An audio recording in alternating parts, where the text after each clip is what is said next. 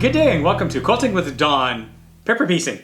This is the second episode where I'm actually going to piece together fabric using paper. Technically speaking, it's called foundation paper piecing. I was reminded of this by a few comments I received, and thank you for those. So FPP, or what I've been calling paper piecing, is a technique. So where am I at today? I am ready to start. I've got everything out in front of me. So first of all, you may recall, this is a design I came up with in the first episode. Well, I've decided to add paper pieced borders, giving me this design, as you can see here now. What I've then done is created a template so each eighth of the star gets its own border section. And here's what the template looks like for that. I think I'm ready to go. And I think most importantly, I picked out my fabric. I have fabric. I love this fabric. So it's going to be, and I'll show you with the close-up, but I've got a green parts of the star, so light and dark, or darker, purple parts of the star, light and dark, and I've got the red part here, which came from Eye of Sauron. And I love this pattern so much, I ended up getting a green one of the same marbleized thing. Now, initially I was going to go for a textured blue background. Well, I actually went and bought some too, but you know what? Carolyn said, try something solid, you might like it better. And I looked at it, and Carolyn was right. Solid actually works better because what it does is it takes the eye takes it for granted, and then the star and the border pop. Here's my greens, marbleized, and I love it. I actually had a blue version of this in Eye of Sauron. Carolyn just happened to have some green in her stash. And I've got the purples, both from Vista boxes. They're a little variegated in the sense that they're a little mildly ombre. They don't stay steady, but they're pretty close. I love this red marbleized. I definitely had that in the Eye of Sauron. And then as you can see here, the background blue. So that's my fabric. So I got the 99K ready to go. So overall process is cut fabric, sew fabric. Okay, no surprise there.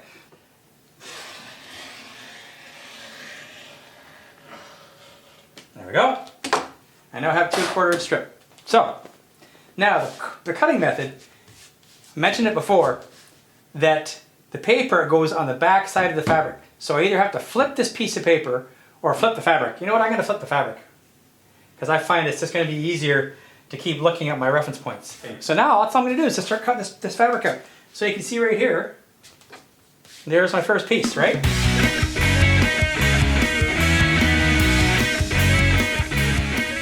I've cut all 8 pieces, here they are here.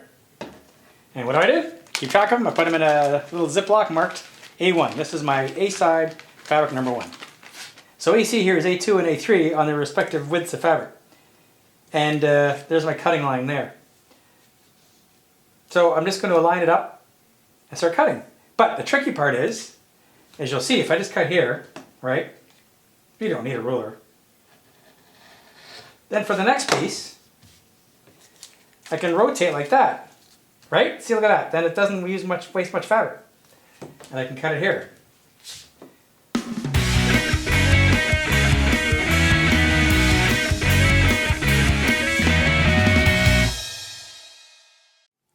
I'm now going to explain paper piecing.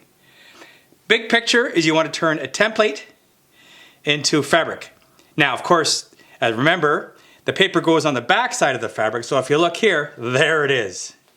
But that's what you want to do, is turn the pattern into a fabric, and then it looks the same. So how do you do that? Well, once again, remember that you're going to be placing a piece of fabric to match the pattern and placing another piece and sewing the seams. Now, that sounds pretty straightforward. The tricky part is that when you're sewing, you're actually going to have one piece tucked under the other to sew it, and then you flip it forward. So the process, and I'm going to show you if that sounds complicated, it's going to be straightforward once you get the hang of it. Before we even start playing with fabric, a trick that Carolyn showed me from, because she's taught this before, oddly enough, is to pre-fold your piece of paper. So I've already pre-folded it, but I'm going to show you how we did it. A piece of cardstock, here we are, and all you do is you line up, it gives you a nice edge, you line up the cardstock on one of the lines, starting at the first line, and you fold it over and crease. And the next line is this one, so fold it over, crease. Third line here, fold it over, and crease. And of course the last line. There's only 4 lines, 5 pieces of fabric. That makes sense, eh? So now I have a ready to use template. Now, the process is going to be 4 steps for every piece of fabric you sew. It's going to be trim, place, sew, and open. Trim, place, sew, and open. You'll see what that means. The only one that's a little different is the first, because you got to start with the first piece of fabric. Now, here we are. Here's A1. As you can see, A1. There's my line where I'm going to be sewing. Here's my fabric. So you're going to place the template on the fabric more or less where I have my, my cutting template. So I'm going to do that. I'm going to place it on here. And what you want to do is you want to make sure that it's placed accurately, so you're going to have at least a 1/4 inch all around. Way more than a 1/4 inch. Good. Not good. So I'm going to reposition that there. 1/4 inch. Let's move it over a bit. So you get the idea. It doesn't have to be perfect. It's got to be close enough. So now it's good to glue. Take your glue stick. Da-da-da. Glue it down.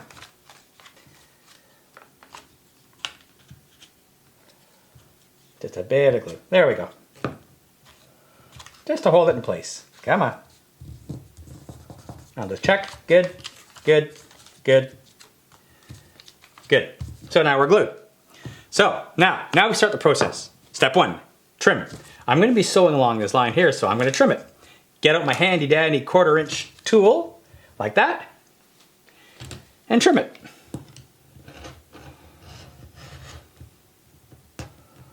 For some reason it's being fussy. There we go.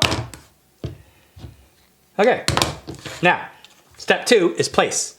So we're going to be taking this piece of fabric, A2, and we wanted to have it end up like that. Well, if you're going to be sewing goods to goods, clearly you got to flip it over. So I'm going to flip it so I have this edge along this edge tucked underneath. So here's the placing part. Remember, flip it. There's the edge I want. It's going to go under here, like that. And then it's a matter of placing it, and I'm just eyeballing it right now because I see my placement lines so that I can have a good 1/4 inch here and there. It's pretty close. So you can actually check it, because I'm just eyeballing it through the paper. You can flip it over and do the fold test. So I'm holding it in place.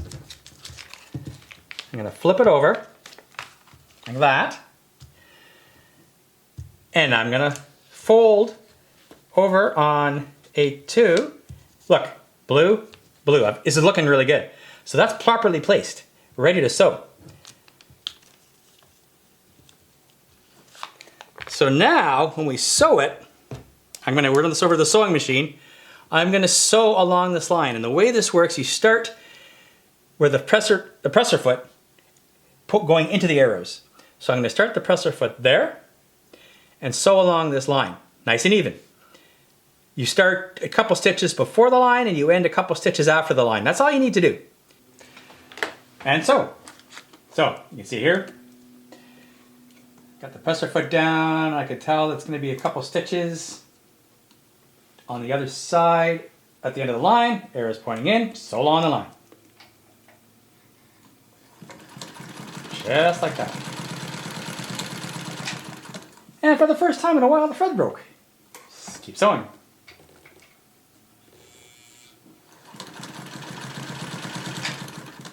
Two stitches at the end of the line. Just happened to get it right the first time. And that's sewn. So I sew it here, ended there. Now here's the open part, because we've still got the fabric tucked. So all you have to do now is open up the fabric. So I'm going to go to the ironing board and just iron this down. So I've ironed it. And you can see, I'm going to have a 1/4 inch. I can just see by look at the fabric. You can even fold it if you want. There it is. And there it is. So I'm good. I mean, it's a little close there, but it's going to be okay. Now we repeat for the third piece of fabric. So I'm just going to put the line so you can see it. Remember, it's trim, place, sew, open. So going to trim here. Give myself a nice 1/4 inch because I'm going to be sewing along this line. So let's give myself the nice 1/4 inch trim.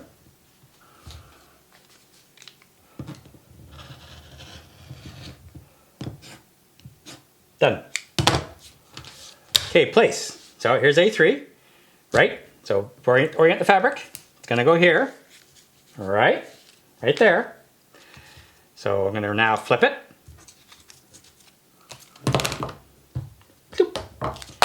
Place it.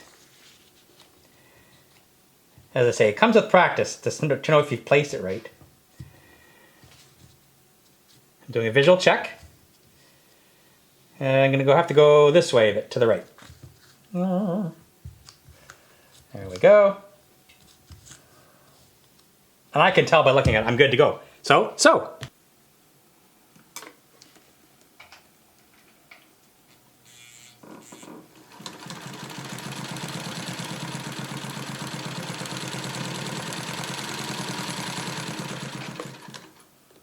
Open. And I just ironed it. So, and there it is. And you can see I've got enough to cover the seam allowance. And if you look at it, oh, there we are. And repeat.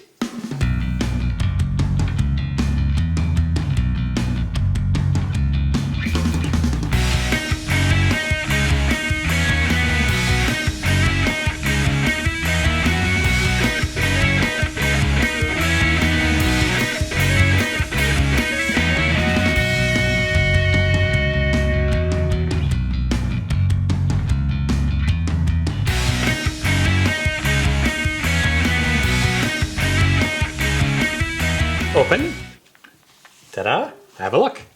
And there it is. So, last step, only for the very end. You'll notice now that I've got some edges that I need to trim around the outside of the template. So that's easy enough to do.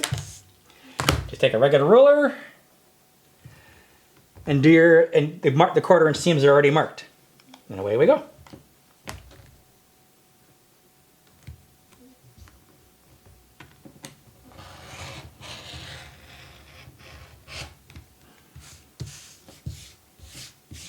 So you see I'm not getting a lot of scrap fabric because I measured everything initially.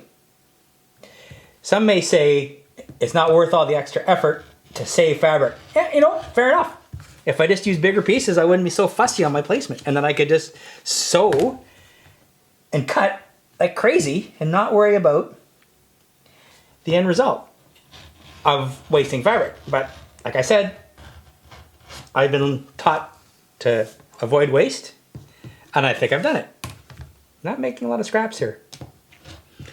And voila!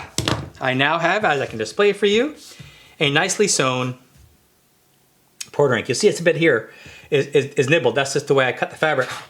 But it's well within a 1/4 inch, so I'm not going to fuss over it. It's gonna be fine.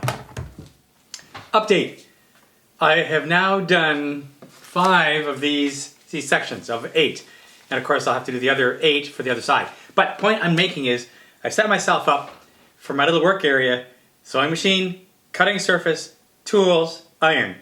It all works. And it gets her done. I'll just keep plugging away here.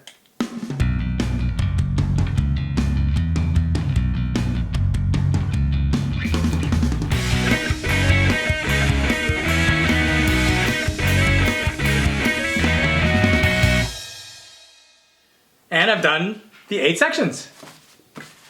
So 8 more to go, obviously. But for the last 3 or 4 of them, my average time was just over 10 minutes each. It's that quick once you get going. Because all the fabric is ready to go, I had a process, and it works. So I've sewn the second batch of 8 triangle pieces, just like the first set of 8. The second set are all sewn. In fact, I was doing some of them this morning in my bathrobe. So once again, here we are. I'm hooked. It went very well. But I'm going to tell you before we sign off some of the big things I learned from this, because as I kept doing it, things kept getting better, I got smarter, etc. So if any of you are considering paper piecing, let me give you my 2 cents worth on what works and what really helped me out. First of all is the template. Pre-folding along those template lines is gold, because it makes it so much easier once you're working to keep things folding back and forth. It was just, I can't describe, it's a must do. The second thing is these rulers, also gold. These make life so much easier for trimming your 1/4 inch seams. Gluing the first piece of fabric to the paper make things much easier because then you're not trying to wrangle the template and 2 pieces of fabric. Pre-cut the fabric, and I did, but make sure you leave enough. For things that are really pointy, I should have left more, and I showed you a couple of areas where they notched. It's when you're transferring the placement, you place your fabric under the template and you're moving it to the machine. What I was doing initially was opening up the paper and then trying to grab the whole thing.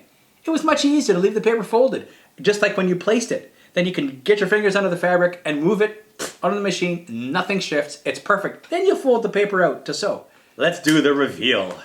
Da-da-da. Oh no, one more thing. Because I was bragging about how good this is on fabric. I kept all my scraps here. You ready for this? That's it. That's all the scraps I had. If anyone's, in fact, there's a couple that probably don't belong here, but it's not terrible. This is not bad at all. That's actually amazing. So let's open her up. Nice and slow, see? You can see it. I haven't sewed this together yet, all right? That's gonna be next episode. There, just show you the reveal. Da-da-da! Doesn't that look great? So here, let me give you a camera eye view of this baby. So that's how it looks. None of those 8, or probably 16 pieces are sewn together yet. They are just placed together so you can see the star. Isn't that gonna look great? Stay tuned for the next episode where I'm going to sew this together and also add the borders, which is going to be additional paper piecing, but with a twist because there's curves. And I already know ahead of time I have to do some learning on how to do curved paper piecing. Nevertheless, here we are. My drink, it's very hot today. We finally got our summer. It's 28 degrees Celsius. I'll have to do the conversion for Fahrenheit. I'll put it on the screen. But for us, it's pretty hot. And so we're thinking summer drinks. So I didn't have anything ready to go, so I made powdered lemonade into a lemonade. I'm gonna add some gin to it, because that could be great. This is one of my favorite gins of all time. It actually comes from Vancouver Island, out of Souk, on Vancouver Island, from Sheringham Distillery. And this one has won a World Gin Award. So, I mean, this is good gin, and it is one of my favorites. So what could be bad? Lemonade and gin. Do a bit of that. There we go, not too much. Here's to happy quilting. Don't drink and sew. I didn't, I didn't. But I'm happy with the way this came out. So stay tuned for the next earth-shattering episode. Cheers.